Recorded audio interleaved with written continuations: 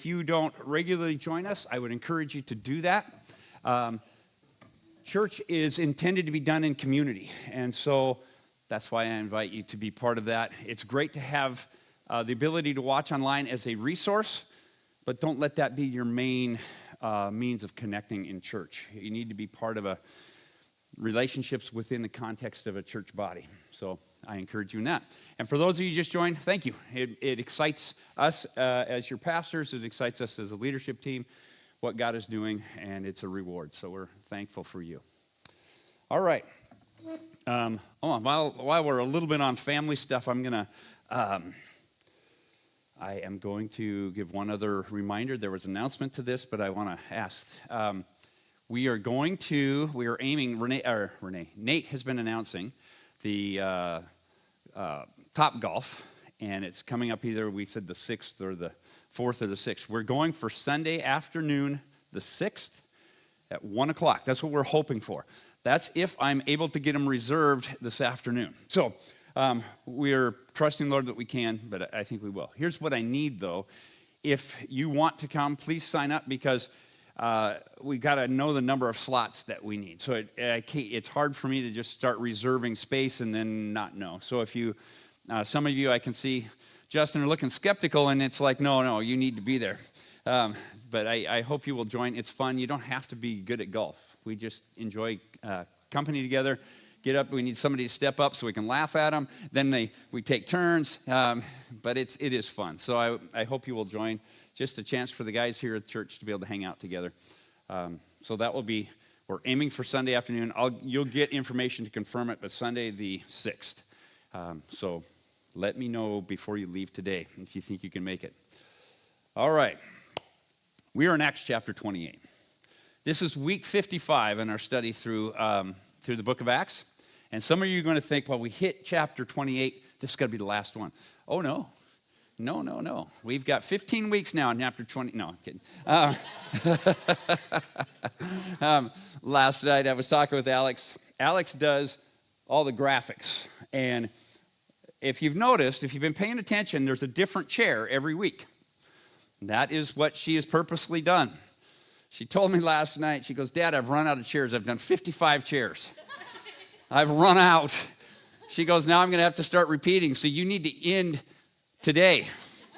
So I said, but I have 2 more weeks beyond this week. She goes, that's too bad. Just tell them you're going for 3 hours. So she doesn't want to make another chair. We're going for 3 hours. Buckle up. Here we go. We got 2 more weeks left in this series. 3 if you count today. So we're going to spend a little time this week, the first part of chapter 28, next week, the last of chapter 28, and then we're going to do a review. I was looking through my own study process and this, you know what? We have covered a lot of the life of the church. We've covered over about 33, 34 years on the life of beginning of the church, and I think it would be wise for us to just now, at the very end of that, go back and kind of do a quick review over the whole thing, so we can kind of, in our minds, you can go, yeah, I know the book of Acts. I understand what God was doing there. So now you know what our schedule is, and then we'll be getting into, I think that takes us to, we'll have Palm Sunday and then Easter, and then one more thing I want to tell you about this morning is I want to encourage you right now to be thinking about inviting somebody on Easter Sunday. Renee and I have been praying for and talking about who we're going to invite, and that doesn't mean they're going to come, but I want them to know they're important enough to me in my life that I want them to know I would like them to join me. And a lot of times, people will come if you invite them. We just don't often invite them. The reason I want to do that is because we're going to kick off. We'll have a gift for any guest that you bring, and we're actually going to have a gift for you. And it's a decent gift. And it's going to be, so you know, I'm going to give you a book, and that book is going to be kind of the foundation of our study for the rest of the year. And I want to be careful here. We're studying the Bible. This is going to outline for us what we're going to be doing. We're not going off and studying some other book. No, we're studying the Bible. And what it's going to be, we had talked, and some of you I talked to before, wanted to do something on kind of the basics of Christianity. and so we can learn together. What we are going to do is just that. This book is broken up, and we're going to follow it on Sunday mornings, and then we're going to form our life groups around them. We're going to go through 10 foundational beliefs of the Christian faith. We're going to talk about how, when we understand those 10, how I should live in light of that. So it's those beliefs, how we should live, and then ultimately, we're just not living that so we're fulfilling something, but actually because of those things, how they change us and who we become. So you now know the outline for the next 30 weeks. 10 weeks on 10 different theological foundations, 10 weeks on how we respond to that, 10 weeks on who we're becoming. That's what we'll be doing. That will take us right up to December, and then we'll celebrate Christmas together, understanding that truth. So you are well informed now. But all of that around the idea, please invite friends, invite your neighbor, because part of the reason we're doing that is this would be a great time for them to step in if they've had any questions about what does it mean to be a Christian. That's what this is going to be about. What difference does it make in your life that you are? We're going to talk about that. And so I hope you will use that opportunity. We want to give you resources to be able to relate to and to reach out to your family or your neighbors or your friends. And we will have that book for them as well. It's a book that can stand alone on its own, but if they want to go deeper, we're going to provide that avenue to go deeper. Okay? So, be thinking, who can I invite? We believe that God is at work, and we believe that Easter is the day that He transformed reality. He transformed everything eternally. And we want to be able to communicate that with those who have questions or are wondering, never investigated. We live in an age now, we're past being a Christian nation. And we now exist where people don't even really know a lot of the things that we celebrate here today. It used to be that as a country, we knew these things. We don't anymore. And in fact, I was listening to somebody this last week that this person was saying that they were talking to somebody, and the person used to consider themselves an atheist, but now they consider themselves an apatheist. They're apathetic. They don't really care if there's a God or not a God. And that kind of sums up our culture, because we don't have at the foundational core values of our nation anymore this idea of the existence of God and living in relationship to Him. And so people aren't even, I don't care if there's a God or not. And we don't even know what that means. But there are people still looking. Did you know that this generation coming up that's in high school right now has been more curious about God than any generation over the last, I think it's 5 to 7 generations? They are hungry. They want to know. People coming out of COVID want to know, because several studies have been done on this, you've probably read them, that as a nation, when we isolated, we seem to have lost something. And even coming back, we're not quite sure what it is. And people are now, again, investigating, what does it mean to talk about God, to know God, to have a relationship with God? They're looking for the opportunity to learn that. But they want to learn it in a safe environment without feeling like they're being forced into something. The best way that can happen is through relationships. Let's take advantage of that. And when I say take advantage, I mean that in the most positive of ways. Let's bring Christ to those who are looking. And God will do the work. Let's just let them see who Jesus is. Let's live it out. Okay, enough said. You know what's coming up. And so I'll be reminding you in the next several weeks that Easter's coming, and who are you inviting? And we're going to have some Easter invitations, I believe. Is that right, Lori? Okay, awesome. That you can use just to put something in their hands so they have a reminder. So we'll have some resources for you as well. All right. You ready to jump into Acts 28? Let's do it. Last week, we went through chapter 27, and we cruised through it pretty quick. If you remember, it was the big storm. And for 14 days, Paul was on a ship that he was, as a prisoner, was being taken to Rome. But in the process of that, Pat, could you bring up that map again? There's what we were looking at on that map.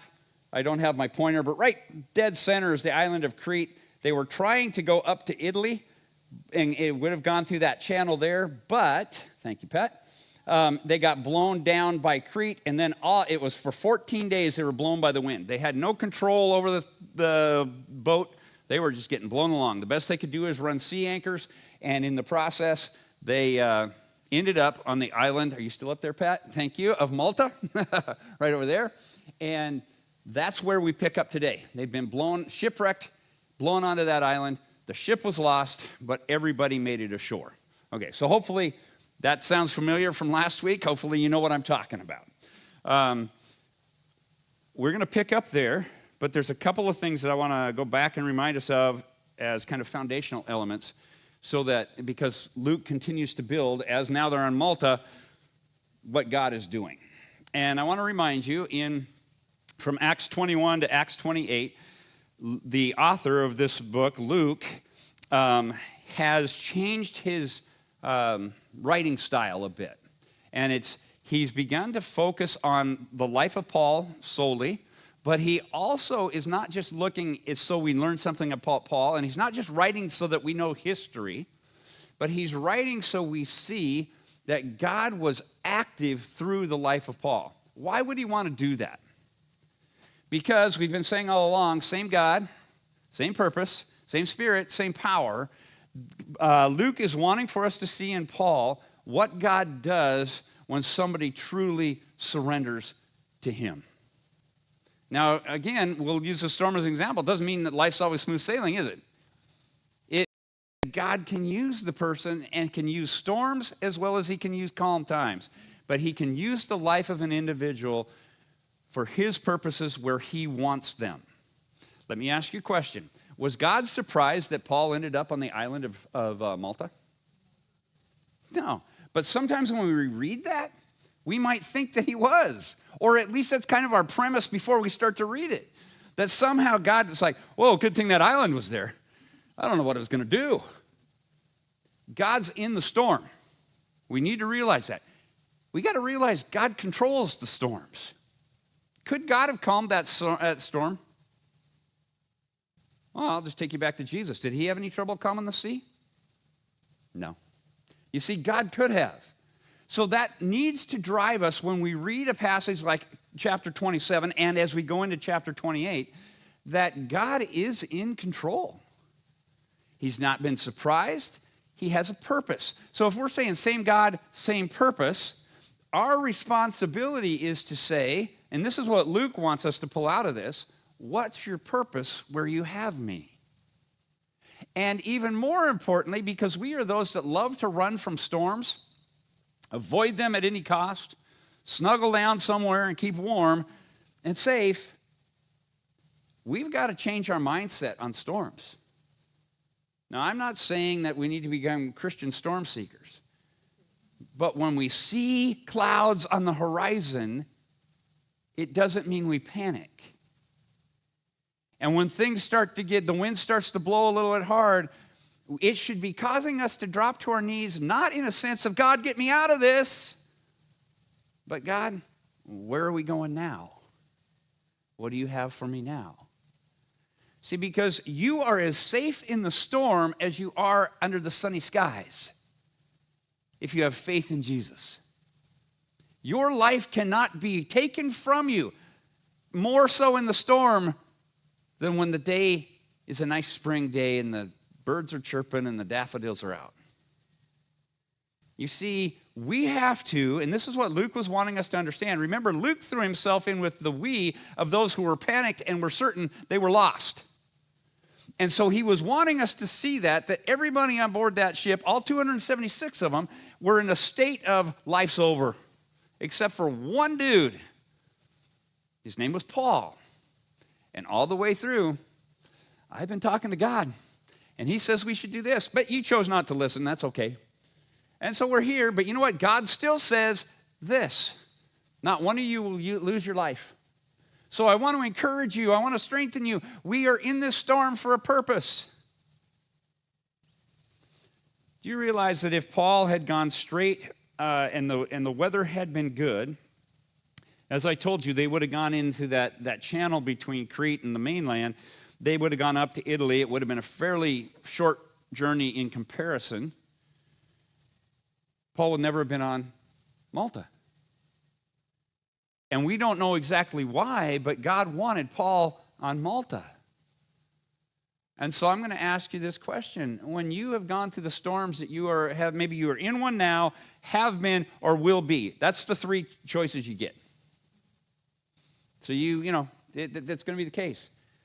We need to become those who are so well prepared for the storms by knowing God, by listening to God, and by seeking God, that when the storms come up, we understand, oh, good, where are we going this time? I'll trust you. It's not that we're, Pollyanna and everything's just great. It's God is great, and he's in this circumstance. And when we can understand that, then we can find the joy, as Paul did, in being tossed for 600 miles. Do you realize that? They were blown by the wind without ability to control the ship for 600 miles. That'd be a little panic-inducing. I see why everybody on board the ship was ready to jump. The sailors themselves were ready, trying to sneak off and seeing if they could save themselves. But God was there the whole time. And I think if you look at that map, it's pretty amazing what God did. He blew them right to the island of Malta. So God had a purpose in them being there.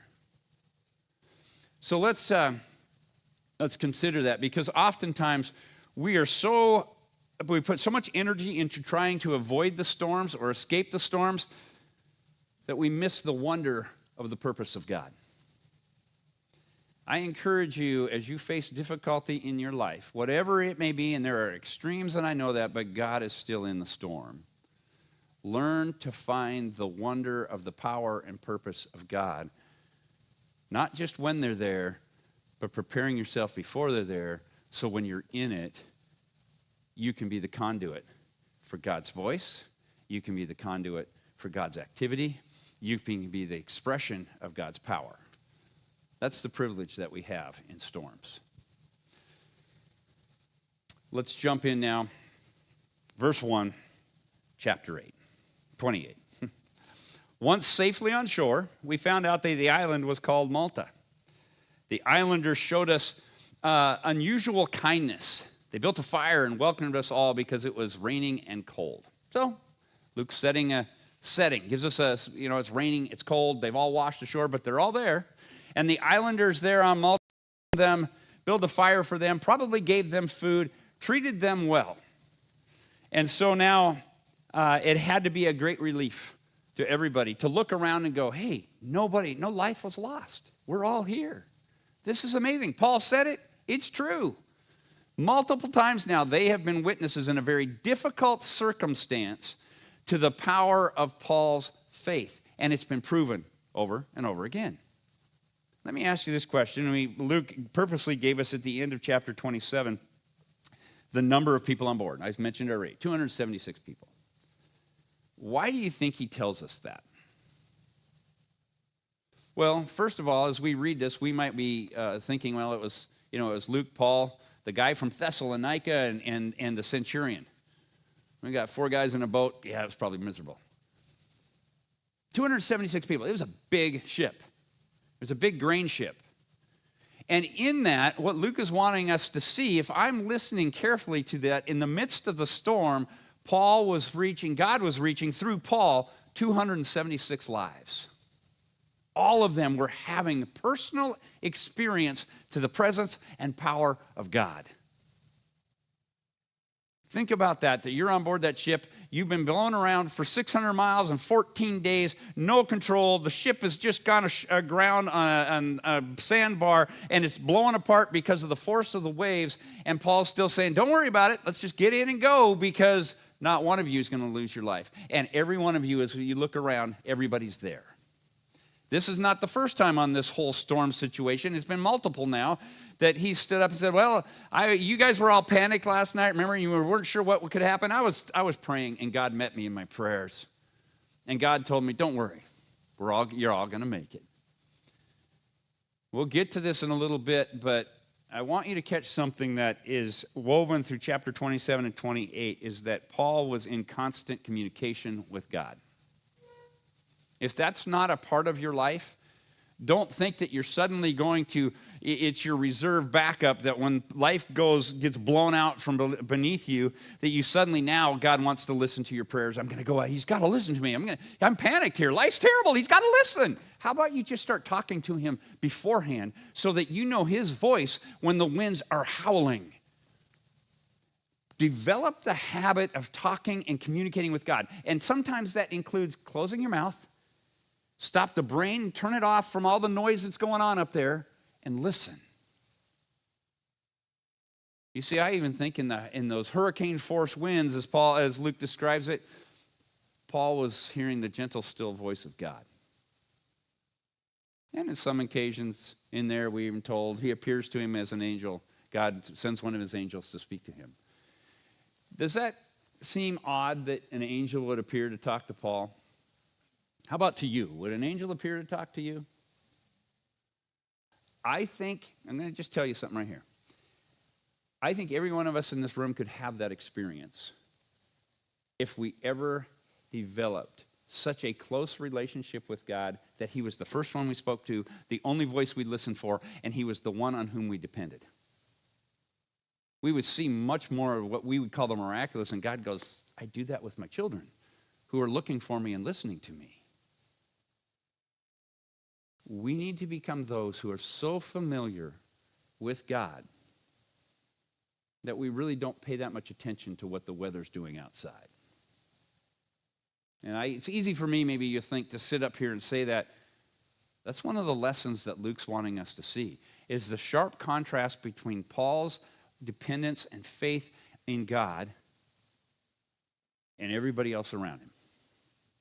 So as they sit on this island and the islanders welcome them and they give them food and they build them a fire, Paul is just as at ease on that shore as he was on the ship. While everybody else is kissing the ground, Paul is praising God. We've got to be those who become more, we stand on the solid ground of a relationship with God, so that ground never shakes, rather than it has to be solid ground that I'm standing on the earth, where I feel secure again. We need to change that philosophy and that mentality as followers of Jesus. So we now pick up.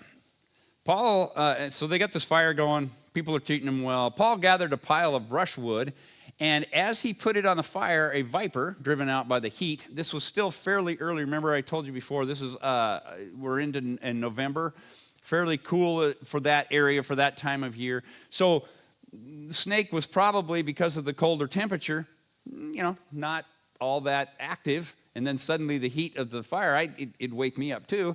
And it comes out and latches onto the first thing it sees, and it bites Paul. Now, this is a viper that's poisonous. They know them on the island. They're familiar with them, so that's why we read, it fastened on his hand. And when the islanders saw the snake hanging from his hand, they said to each other, this man must be a murderer. For though he escaped from the sea, the goddess Justice has not allowed him to live. Okay, I want you to get the mentality, and hopefully you're hearing it in those words.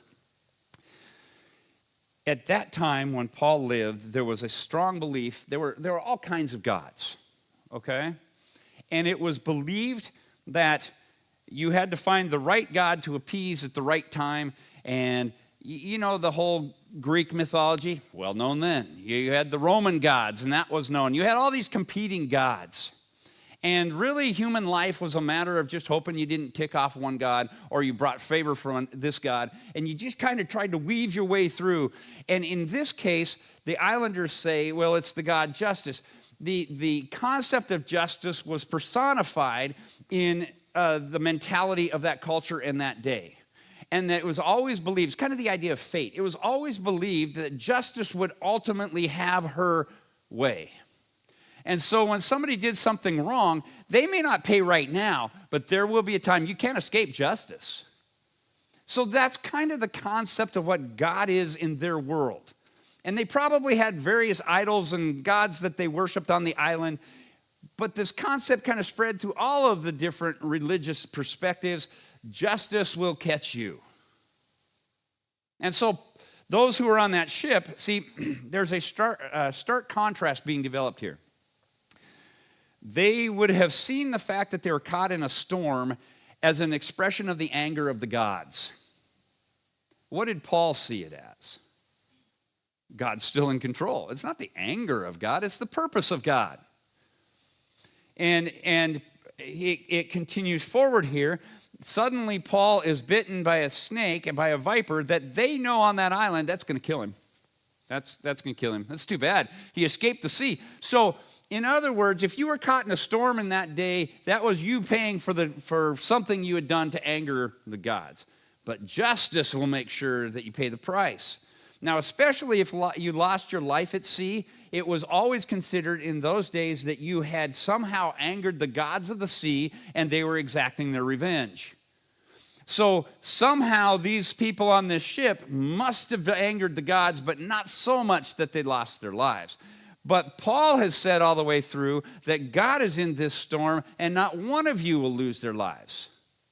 You got to remember, of the 276 people on board, other than Paul and Luke and the gentleman from Thessalonica, I forget his name, and there probably might have been a couple other travelers with Paul. Other than them, everybody else is thinking the storm is there because somebody on this ship or we have all angered the gods. And we've got to hope that they're appeased by throwing us around for a couple of days and then they'll let us go on our way. So as the islanders see these people coming ashore, it would be the mentality of they have come through the anger of the gods. We need to welcome them back. So here they come on shore, build them a fire, and Paul's throwing wood on there, and bam, a viper bites onto his hand. This guy, nope, the gods weren't done with him. And in fact, it would kind of be the mentality that he was probably the cause of the storm. You got to understand that. As this is happening, and no, everybody else is sitting there doing just fine, but Paul's got a viper dangling from his hand. It's like a sign of, now we know who the bad guy is. You see that it kind of runs in contrast to what's been displayed through Paul all the way up. Do you think that God knew the viper was in the sticks that Paul was picking up? I do. I don't think he was surprised at all. In fact, I think God may have placed that viper there. In fact, I don't just think he might have. I think God very much wanted that viper to be there because he knew in coming ashore exactly what the mindset would be. And they hadn't been on the ship with Paul, but all 276 would be. And what would happen in your mind if you gotten all the way there and you're on shore with Paul and you're thinking, oh man, his faith, that's a bit, I saw these great things, and all of a sudden, boom, gets bit by a viper and dies, and go, maybe there wasn't so much to that. Maybe the gods did get their revenge. You see, when Paul's talking about Christ in a culture that's multi-theistic, there's got to be clarity given. And so God is giving an opportunity for clarity. And so Paul shakes the viper off his hand into the fire. Now, here's what it continues to say. But as Paul shook the snake off into the fire and suffered no ill effects, the people expected him to swell up or suddenly fall dead. But after waiting a long time and seeing nothing unusual happen to him, they changed their minds and said that he was a god. Okay, kind of see how the culture shifts back and forth here? Okay, he made it to the sea, but now he got bit by a viper and infected him. This guy's got to be a god. Which one is he? Does this have any familiarity to chapter 14 when we were there and Paul was in Lystra? And remember, there's some events that transpired, and suddenly Paul goes from being an enemy there to a god, and they start to worship him.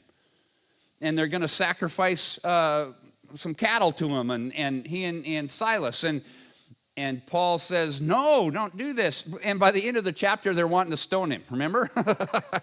So you kind of get the fickle nature of the religious mind of the day. And so Paul, here he is now, they're calling him a god because nothing happened to him. This is the first step of God opening the eyes of not only continuing with the people on board the ship, but now the people on the island of Malta. They have seen, you got to put yourself there. This guy got blown ashore by a storm. The ship was lost, but everybody with him made it ashore. Then he gets bit by a viper. There's something unique about this guy because obviously the gods are out against him, except he doesn't swell up and die like every other person we've seen bit by one of those snakes. So there's something about him. He must be a god. So now they have, Paul has their attention. And the process continues on the island. So it says here, but he's now considered a god by these people, and it's opened a door. I want you to catch. Here's where we are now in verse 7. We're going to go chapter 28, verse 7. There was an estate nearby that belonged to Publius, the chief official of the island. He welcomed us to his home and showed us generous hospitality for 3 days. Okay, good. If you're catching this, Paul or Luke is not giving us a moment-by-moment thing. They were there actually for a long period of time.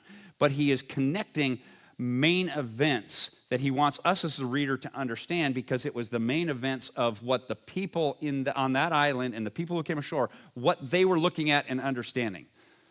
We all got blown into shore. All time, Paul's talking about his God is going to deliver us all. We all were delivered, except now Paul gets bitten by a viper. So the gods, they're off of his God to the gods, plural, must be against him, and that's what the people on the island are saying. Except Paul survives. So now a surviving Paul is invited to the leader of he would have been a Roman leader on that island, and he shows them great hospitality. But it doesn't end there. Publius' father was sick in bed, suffering from fever and diphtheria. Paul went in to see him, and after prayer, circle that, placed his hands on him and healed him. When this had happened, the rest of the sick on the island came and were cured. They honored us in many ways, and when we were ready to sail, they furnished us with supplies we needed. Okay, we should be asking ourselves a couple of questions here. Why doesn't Luke tell us about Paul preaching a great sermon? Why don't we see and read about that thousands came to know Christ? Because hasn't that been the focus all the way along? We see the church growing because of the ministry of Paul. What Luke is wanting us to see is that as a follower of Jesus, if we live our faith, we can turn a whole culture around. We can impact people's lives. Impact is in Christ. I'm going to give you a little historical context. Publius, as we see him here, becomes the leader of the church that is established on Malta. We know this historically. He becomes the first bishop of the church of Malta, and the whole island was pretty much converted at the time. Now, historically, that went through some different things, but Malta has a very strong Christian heritage all the way back to this right here, what we're reading about. Now, Luke doesn't focus on those who commit their lives to Christ, but he is showing us the very purpose and power of God displayed in the life of one of his followers who will faithfully follow him can transform a whole culture. And he states this in the way that when Paul lays hands on him and he heals him, and when this happened, the rest of the sick on the island, not just a few of them, the rest of the sick on the island were brought to him and were cured.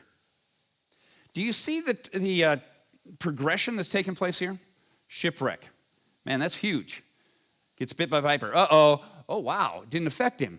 Now he's suddenly cured all this. Now they want to think that Paul is a god. We know, aren't given the words, but we know what Paul would do. We saw it in chapter 14 that I referred to. He'd be saying, no, I'm not a god. I'm a follower of the risen Savior. And he would preach to them the salvation that comes through and would show the purpose of God in the shipwreck, in the snake bite, and in the circumstances where they find themselves. And in understanding and committing himself to the purpose of God, the power of God was on full display in his life. That everyone on that island was cured. Is that just kind of a freak thing and God just did that there? Or is that possibility that we've been saying all along, same God, same purpose, same spirit, same power, that if we were to learn what Luke wants us to learn here, that a life surrendered to God is a life that displays the presence and power and purpose of God. So why is this, and God was active in here, that it didn't end with Paul crashing with everybody else on board on the island and everybody saved? Ooh, that's a big deal, and they just move on. Because God had a purpose for the people on the island of Malta. God loves those people too. And he was purposely bringing Paul because he knew even through the storm that would blow him there, Paul would never panic. Paul would never abandon him. Paul would stay true to it, and God was able to work his plans through Paul all the way through the storm, all the way through the circumstances of the island, and all the things there. And Luke doesn't have to tell us how many come to Christ. We can look back and know, even when it says the whole island, all of them were cured, how many of those who you think were cured didn't listen to the words of Paul as he spoke about Jesus? And here's the other thing I know. We have not once, and this is what we need to understand, when Paul is in a circumstance, wherever city he goes, he doesn't go, well, I wonder if I should talk about Jesus. I'm a little concerned they might not like it because they believe in a lot of different gods. I think I'll be quiet here. In fact, what did he do? If there was opposition, he spoke louder. He challenged their gods. Go to Acts 17. I know that you see that you worship an unknown God. Let me tell you of the God who sent his son and rose again. He would speak to the context of where he found himself. And he first found himself in a storm, and he spoke the truth that he knew. He found himself with a snake hanging off his hand. And it didn't, we don't even have Luke's, and it's like, he just shakes it off. Stupid snake, what are you doing? Do you catch the mindset there? It's a mindset. This is what Luke is wanting us to understand as we read this. It's not just a great historical story. It is the picture of a life surrendered to Jesus. One constantly in communication, listening for the voice of God, talking with God. What's your purpose in the storm, God? I want to know, give me the strength to make it through so that I will not be foolish enough to think I can get on a life raft and get out of here, but that you have a purpose. And when the storm is over, that the purpose hasn't stopped. You brought me where you want me. Now, what do you want me to do? How many of you, and I say this to myself, have been through something that's been really hard? You would consider it one of the storms in your life. When you were through it, did you rejoice that you had passed through the storm? Or did you rejoice in where you were? We need to become those who rejoice in where we are rather than what we have gotten through and away from. I've told you, many of you, this before, but when I was in grad school, I was working full-time nights at Safeway. So I would work from 11 to 8. And then I would go, my first class was at 9, so I'd go to school full-time, which seems great when you're young and dumb. But I can do this. So for 3 years, that's what I did. But I happened to notice that as I was doing that, my health kind of, I don't know why, was kind of slowly deteriorating because I would then come home from school, sleep for a few hours, and it all depended on how much homework and stuff I had to get done. So sometimes that might have been an hour. Then I'd go and take back to work, and I would start the process over again. And I thought somehow there was some merit badge in that. Look at me. I can do this. In my third year, my second and a half year, I was driving down Highway 26 and just going into the tunnel. We all love that down there. It was wintertime. It had snowed the week before, and so they had put a bunch of gravel down on the road. But now the ice and stuff was gone, but the gravel was still on the edges and stuff. And I came into that tunnel, and as I came into the tunnel, somebody was stopped out of the line of sight. You know how it kind of curves? Somebody was stopped. I went to hit the brakes, and it was all gravel right there, so I just slid, but it wasn't just sliding a little bit. It took my truck, and it, before I even knew what happened, spun me and then slammed me right into the, head-on into the wall. So that was fun, and which I thought, okay, no big deal. Truck's kind of ruined, but got it taken care of. You know, I got towed out or whatever else, but I noticed that my knee wasn't functioning right. And it was like, oh, man, what did I do? I didn't, you know, it's like, the knee went like this. Ends up that I had damaged my knee, so I went into the doctor to see that. But before within the next just couple of days, I was at work limping around, and suddenly I thought I was having a heart attack. And as far as I knew, I was.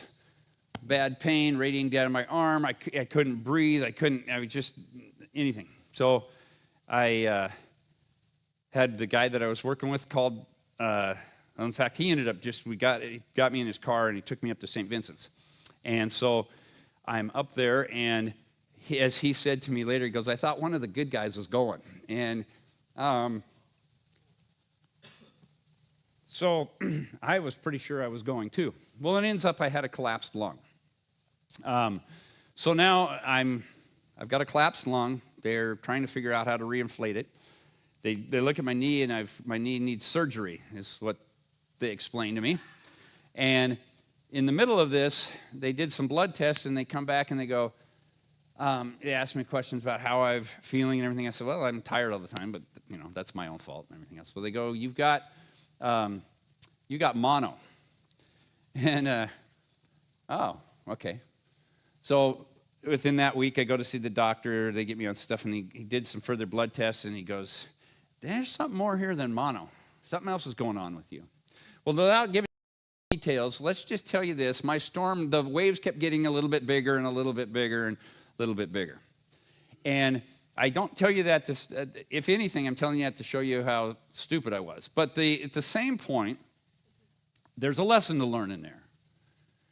That God didn't leave me in the midst of all of those things. God was still there. The problem was, and I have to be real honest, I wasn't looking for God in those things. I was running still according to my schedule and according to what I was trying to accomplish. And so by the time those things were all finished, I was just glad to have a knee that functioned again, and it was really nice to be able to breathe again. That was a good one.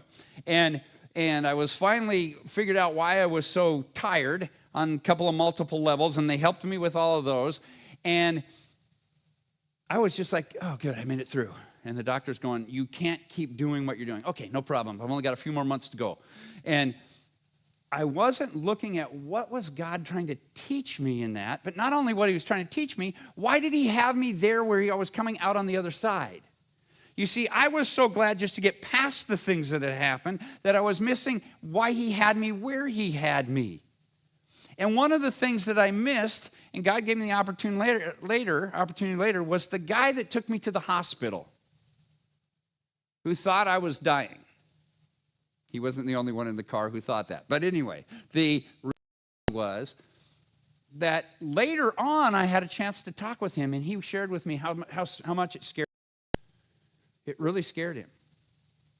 And it gave me a chance to talk to him about my faith. But I have to tell you, I was not Paul in that circumstance. If I had been Paul in that circumstance, I would have known why God had me there. It took me a while to figure it out, and through other circumstances, as part of that God made me a chance to really sit down and talk with him about putting his faith in Jesus. And it also opened up the door for that same conversation with several other of my coworkers. Because the friend that took me to the hospital went back to work, and the next day everybody heard that I was in the hospital dying. And thankfully they were friends, but it opened the door. I wasn't looking for the opportunity, though, because my mindset was not on what God was doing, but what I was suffering. You see the difference? If we are wise in walking with Jesus, we become those who see the pain we go through as God's purpose being displayed in our lives, so that when the opportunity comes up, we see everyone and everything as a chance to tell them about the purpose of God in my life. That's exactly what Paul does here. That's what Luke is wanting us to grasp. To know the purpose of God is to be transformed by God, even in the storms and in the circumstances after. When you're on the shore, God brought you there for a purpose. What is that purpose? Find it. Live for it. Let it transform you. I hope that makes sense today. I hope you can see what we're getting at here, because this is what Luke wants us to see in reading this. Let me just give you a couple of application points. We often rejoice more, I said this earlier, in having made it through the storm than looking for the purpose of the storm and where and the purpose of where the storm brought us. God's in control of those things. Let's develop that mentality. Second, I think living by faith will produce a life of humility and surrender where the storm becomes an instrument of declaration for praise for God rather than something that we have to feel sorry for ourselves in. If God is real, there's no circumstance in which I need to feel sorry for myself. I will tell you this, the story I was telling you, I felt sorry for myself. My truck's wrecked, my knee's blown out, my lungs collapsed, I've got mono, I've got some other things going on. Yeah, I felt like this just wasn't fair. God had to be going, where'd fair enter this? I thought you were my child. I'll take care of you, but why aren't you walking with me? Why aren't you listening to me? See, that's what we need to understand. And the third thing is, and I've mentioned this already, we need to become those who live in constant communication with our God. If we believe that He's the same God that we're reading here with the same purpose and same spirit, with the same power, that He wants to work through us, then we need to become so familiar with Him that it doesn't matter what it looks like on the outside. Sunny day or storm, I know God. I want to encourage you in that. Because if you're like me, as I was saying a moment ago, when the storms are raging, it's easy to feel sorry for yourself rather than go, why God? Not the why God, why me, the what's the purpose, God? Because you always have a purpose, and where are you taking me? May I be paying attention well enough that when we arrive through the power of the storm, I display your presence in my life. Let's pray. Father, I thank you so much for the life of Paul and how Luke recorded this for us and what we see here. May we learn from it.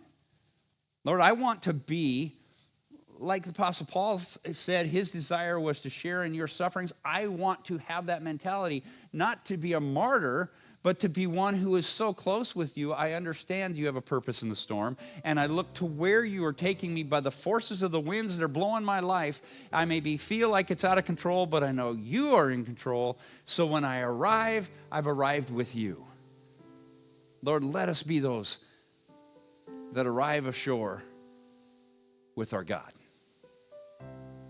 And Lord, help us with our just developing an attitude of constant communication, because we do believe you're the same God with the same purpose. You put the same Spirit in us, and you want to release the same power. Lord, let us be the survivors that express you. In Jesus' name, amen.